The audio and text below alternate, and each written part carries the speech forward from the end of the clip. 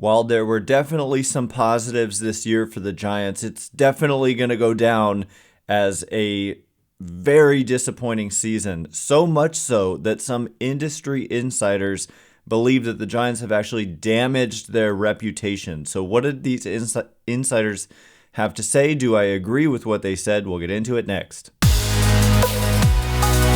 You are Locked On Giants, your daily San Francisco Giants podcast. Part of the Locked On Podcast Network, your team every day.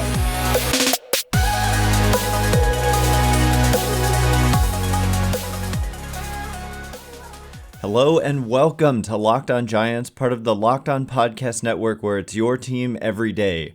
My name is Ben Kaspick, and on the show we provide daily episodes Monday through Friday, talking about the San Francisco Giants in a way that's data-driven and rational, but also simple, passionate, and accessible to all. I'm a former contributor for the baseball statistics and analysis websites Beyond the Box Score and Rotographs. I've been podcasting about the Giants since 2015, and I'm a lifelong fan.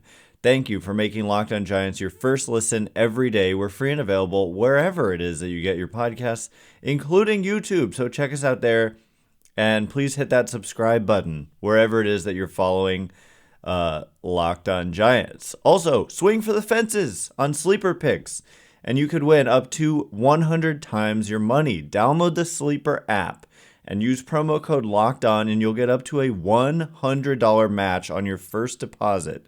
Terms and conditions apply. See Sleeper's terms of use for details. Currently operational in over 30 states. Check out Sleeper today.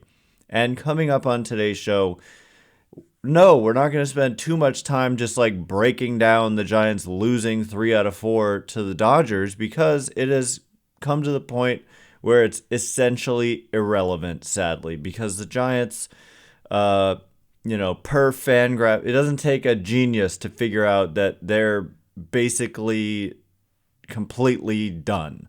They're 2 games under 500. They're 5 games back in the wild card race with 6 games to play, and they lose the tiebreaker with the current third place wild card team. So it's over, and you knew that already. Giants are not going to the playoffs, which is just a huge, huge letdown, which kind of segues into this point about did they damage their reputation, and what do I mean by that?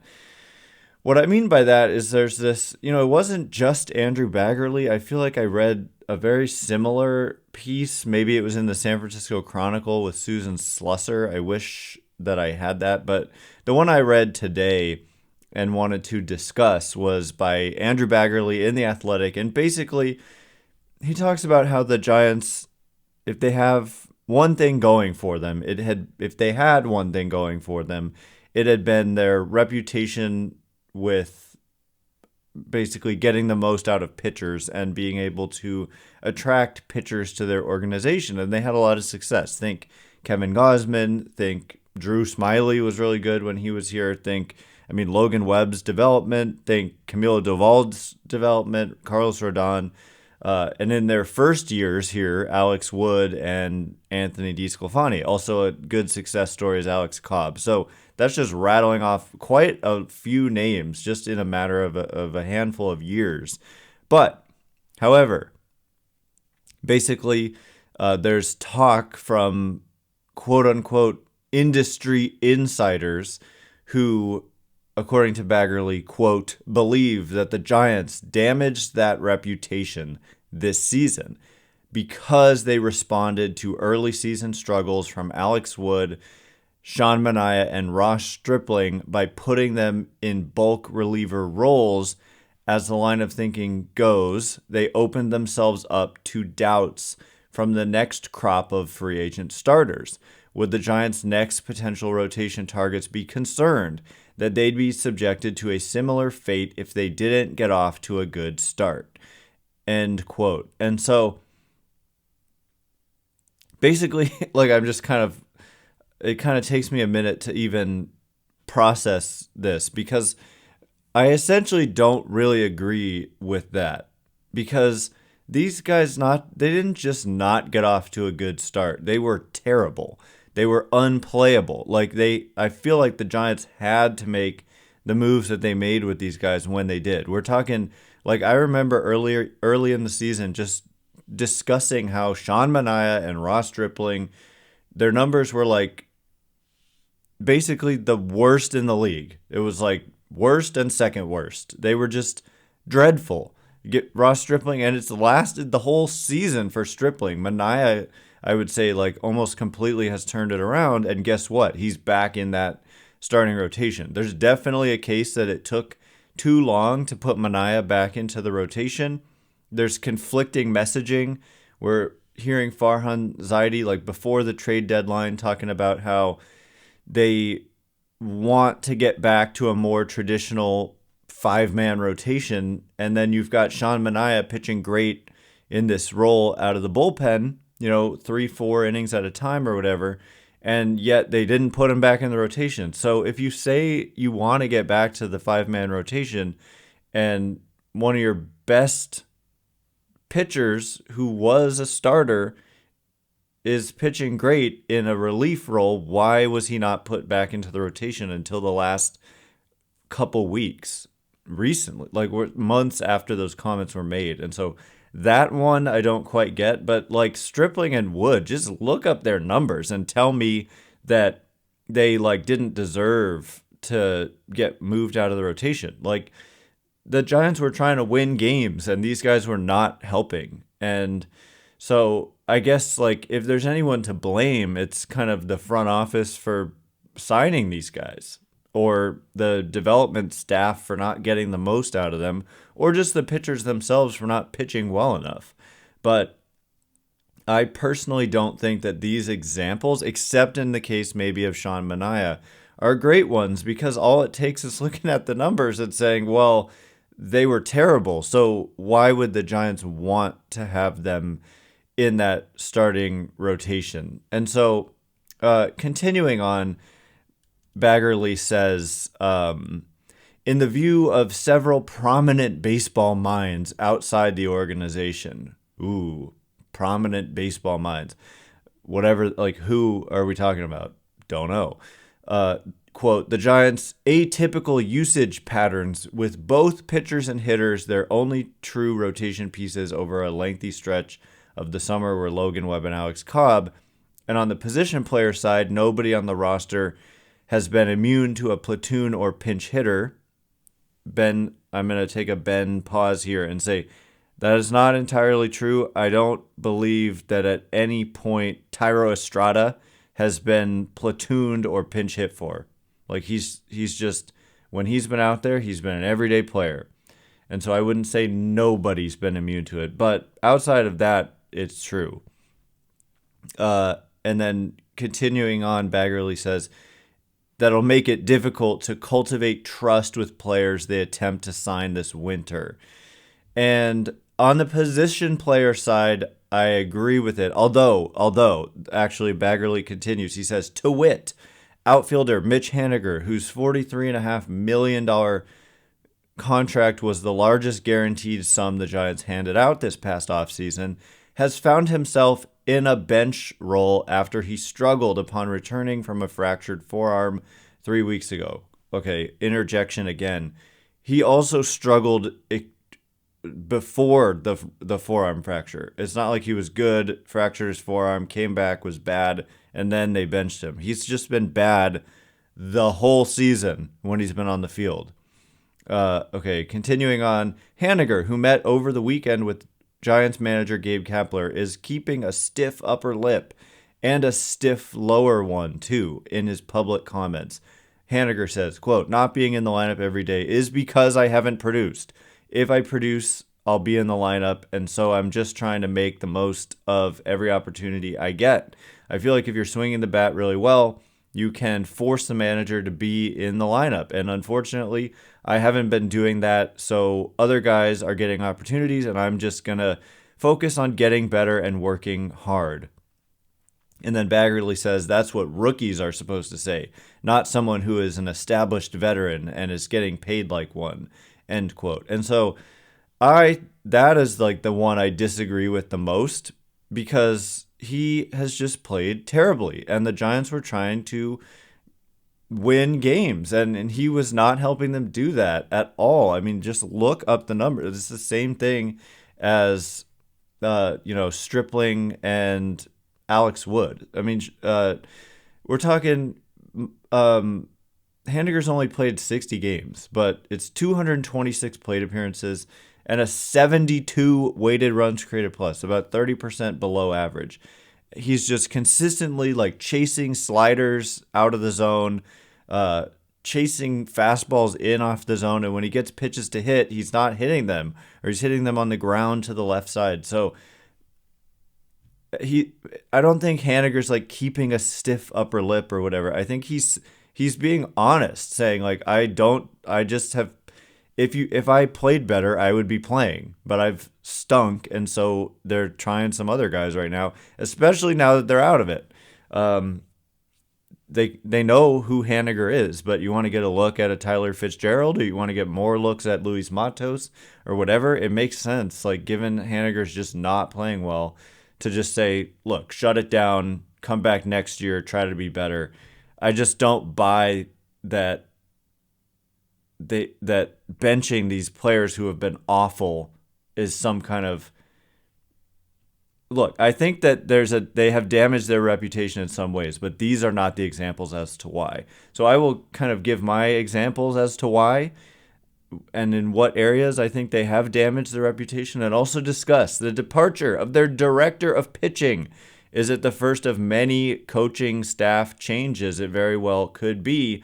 We'll get into it in just a minute. And before we do, today's episode is brought to you by DoorDash. Do you need fresh groceries for the week but don't have the time or desire to go to the store like me? I just cannot stand going to the grocery store. Well, try grocery delivery from DoorDash. You'll get everything you want delivered when you need, right to your door. You and I have trusted DoorDash to deliver your restaurant favorites, and now you can get grocery delivery that actually delivers as well. With thousands of grocery stores to choose from, you'll find the best in your neighborhood and boost your local economy with each and every order. You want even more value? Well, you can save on all your grocery and restaurant favorites with a $0 delivery fee on all eligible orders with a Dash Pass membership, which I have myself.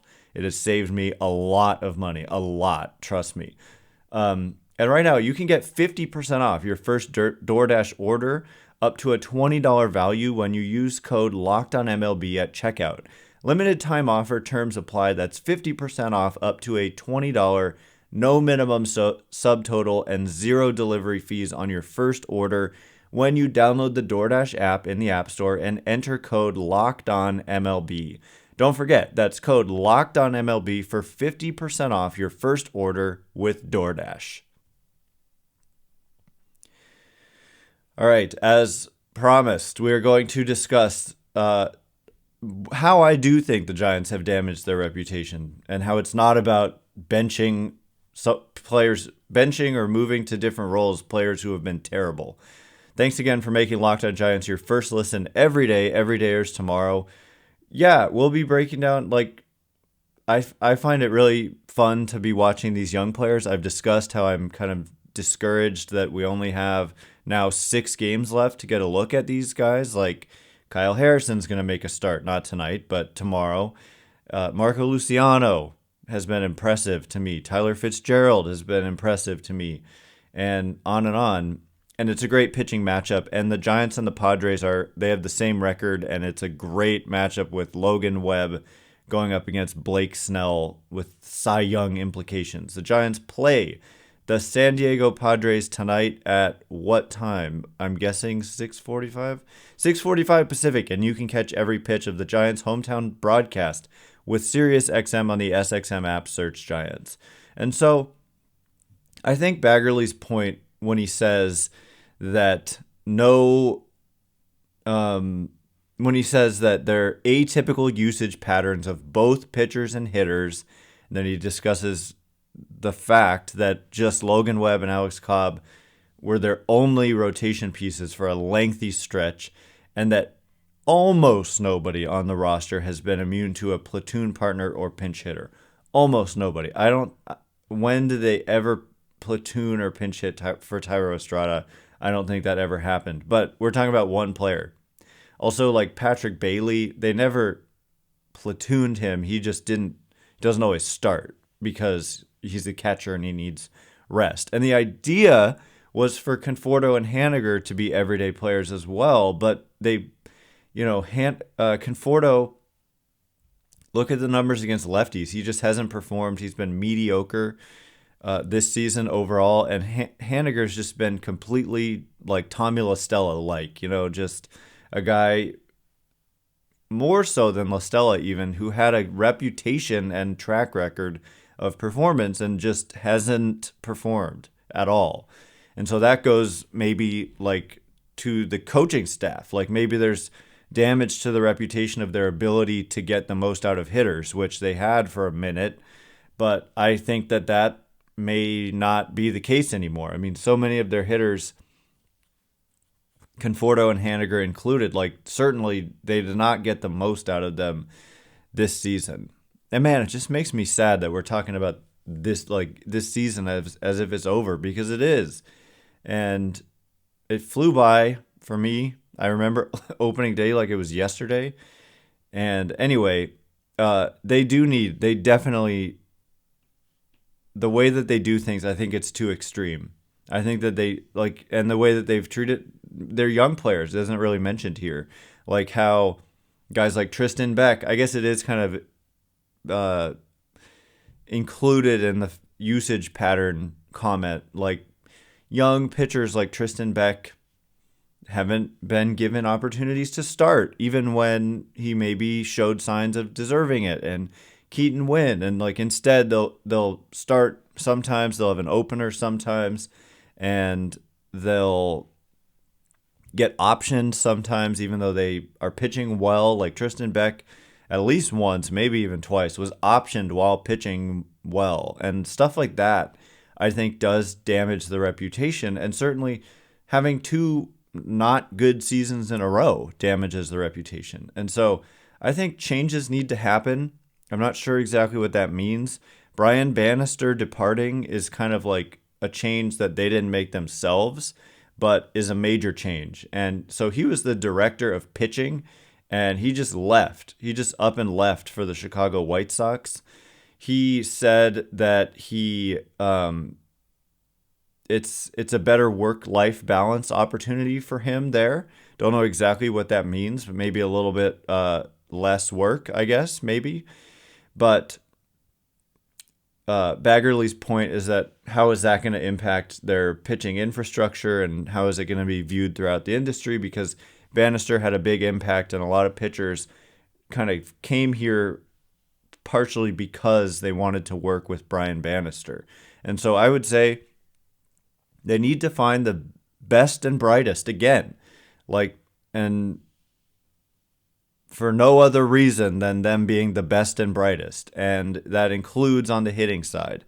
And I think that if there's anything that's likely to happen in terms of significant change, I would put my money on like some hitting coach shakeups. And I mean, there's been talk of the possibility of Gabe Kapler not being the manager next year. Of course, Greg Johnson, Giants chairman, said that Kapler would be back. He didn't say he would be back as the manager necessarily. So I've had like wild ideas of Kapler being reassigned to a different role and maybe bringing in Donnie Ecker as the manager and offensive coordinator, whereas right now in Texas he's the bench coach and offensive coordinator. So I don't know. That's a wild idea. I never want to like hope for someone to get fired. I guess I have in the past, but I don't know. These are higher level decisions than my pay grade. I'm just here to discuss the team. I know a lot of fans are kind of fed up with a lot of the stuff, and I get it. I think that in year 4 and 5, with an 81 win season last year, who knows this year exactly where they'll end up, but they're going to have to play well just to get to 500. I understand frustration, every little bit of it. And when you're doing things in a super atypical way and you're not winning, that is a recipe for frustration, for sure. And so that's where they've damaged their reputation. It's like they're totally, living in their own universe in terms of how they do things, and it's not working. And so that's going to damage the reputation within the industry and among the fans. And that needs to change. They need to do something to fix that, in my opinion. But Bannister could be the first of many changes to the coaching staff. And it possibly could extend to Gabe Kapler. We've heard that it won't, but it wouldn't be the first time that somebody said something and then went back on it. And so we'll see. They're not technically eliminated. Sometimes changes happen as soon as you're eliminated, and they could be eliminated as soon as tonight with a loss. I think even just one more loss. Well, no. It's kind of complicated, but if they lose and the Cubs win, it's over, like officially over. So, coming up in just a minute, we're going to switch gears a little bit and discuss the young players. I would say that all of them, there's been a lot of them, and none of them have been perfect. We're not sitting here talking about some perfect rookie who's come up and is just, the Buster Posies of the world, where it's like, this is the rookie of the year, hands down, and a cornerstone piece for the future forever. That was Posey in 2010. We didn't get that exactly this year, but there's been a lot of youth, a lot of imperfection, but a lot of hope that they've provided. So we'll just kind of get into that in some quotes from Kapler about it, specifically about Luis Matos, in just a minute. And before we do, this episode today is brought to you by Sleeper. The MLB playoffs are around the corner. We are less than a week away from the end of the regular season. And this means the clock is ticking on your chance to win 100 times your cash on daily fantasy baseball. Baseball's never been more exciting than it is right now, with studs around the league like Ronald Acuna Jr., Mookie Betts, who, he's great, but man, is he a Dodger. And that makes him my nemesis. Also, Shohei Ohtani, so many others. Pick more or less on your favorite stats for these stars, or just check out the Giants game like I do. You can see right here, if you're watching on YouTube, I've got the Sleeper app open, and you can, scroll through all these different players. One of the matchups I like tonight is Austin Slater to draw a walk, for example. I'm taking the over on 0.5 walks with a 2.85 X payout. Blake Snell walks a lot of hitters. Austin Slater is going to be leading off probably against Snell. And so it's just a lot of fun. Any game you want to check out, so many different players from each game and so many different stats for each player. So anyway, please check it out. Use promo code LOCKEDON and you'll get up to a $100 match on your first deposit. Terms and conditions apply. See Sleeper's terms of use for details. That's it. Check it out. All right, here we go. We're going to get into the youth and the promise, but also the imperfection.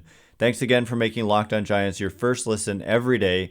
Everydayers tomorrow, Blake Snell versus Logan Webb. It's a really fun matchup, and there's a lot on the line in terms of maybe pride here with the Padres and trying to finish ahead of them. Right now, these two teams do have identical records. The Padres are playing the best they've played all season, but it looks to be too little too late. Just as the Giants seem like it'll be impossible for them to overcome a 5-game deficit with 6 to play, the Padres are in the same position. So the Giants with a win and a Cubs loss could eliminate the Padres tonight. And so that is what I want to see, is the Giants eliminating the Padres. And I have this image of basically, like samurai fighters, and they both kind of plunge the sword into one another at the same time. And I think that could happen in this series, where the Giants eliminate the Padres and the Padres eliminate the Giants. That's probably the most likely outcome of this series, which would be kind of funny. But if the Giants want to finish ahead of the Padres, they probably need to win this series. So tonight, with your ace on the mound, they've not been able to score for him, but it's a big game one. Giants play the Padres at 6:45 Pacific, and you can catch every pitch of the Giants' hometown broadcast with Sirius XM on the SXM app. Search Giants. So, the rookies for the San Francisco Giants, there have been a lot of them. And can I filter by rookies? I think I can. Somewhere on fan. There we go. Rookies for the Giants. They've had a lot of them this year, and that's a good thing because it's not just like they're random rookies. It is that they're rookies who have promise for the future, and in some cases, like Marco Luciano and Patrick Bailey, specifically those two, I think, on the position player side, and Luis Matos as well, look like significant future pieces. And then on the pitching side, we're talking about Kyle Harrison, Ryan Walker, Keaton Winn, Tristan Beck. I think there's a lot of promise on the pitching side from a rookie perspective. But like I said, none of these guys are Buster Posey. And I think we've proven that those comparisons to Posey that were made for Patrick Bailey, I said at the time, I don't like that comparison. I think it's premature, and I didn't think the bat was quite gonna line up with what Posey, not even quite, like at all. I think that I comped him more to Yadier Molina, and then there was some scouts who said the same thing recently anonymously in like a national article. But anyway, like Bailey's put up 3 Fangraphs wins above replacement despite being about 20% below average offensively. That's how good he's been with the glove. Sable is a rookie, definitely imperfect, 34% strikeout rate, but has been a contributor and had big moments and had big at-bats and has generally been like solid, I guess you would say. Marco Luciano has struck out in almost half of his plate appearances, which is obviously unsustainable, and somehow yet he's managed to have a 116 weighted runs created plus. I think he's looked pretty good at shortstop. This is where I'm saying I'm sad that we don't get a longer look at him. Tyler Fitzgerald, it's been 4 games. Luciano, it's only been 8 games. But Fitzgerald had a couple more hits last night. He hit his first home run over the weekend. And so happy to be getting a look at him. Sad that we only have 6 games remaining. And then we saw Wade Meckler. I think there's promise there. And Luis Matos. There's also Casey Schmidt, but Schmidt really struggled, really struggled with the bat. And, the defense wasn't good enough to overcome his struggles with the bat. But in the case of Luis Matos, it's really interesting because, and I have discussed this before, just today, I have not liked his defense in center field. And I just found this quote from Gabe Kapler a little bit harsh, to be honest, but also, honest. And it was in this same Baggerly piece. And Kapler said about Matos, quote, "He has not been a good defender in center so far. Period." He goes on, "He's been fine in the corners. He needs to be better at all 3 outfield positions. He needs to be more physical. At 21 years old, it's totally fine. At 22, 23, 24, he should be more physical. If we look back in 3 years and he's not significantly more physical, then we've failed him. But he needs to be able to play all 3 positions, and he needs to be marginally quicker." So that's one of my criticisms of Kapler sometimes is, we're coming from Bochy, who would never say a bad word publicly about his players. And I'm not saying that either style is right or wrong. But, one of the first things Kapler said was Brandon Crawford has at times been a plus defender at shortstop in his career. That was one of the first public comments from Kapler at the winter meetings before his first season as manager. He hadn't even managed a game, and they asked about Crawford, and he said he's been at times a plus defender at short. And that upset Crawford, and they had to have a conversation about it. So this is a similar type of comment, just to say he has not been a good defender in center so far. And it's like, it may be true, but do you really have to be so honest with the media?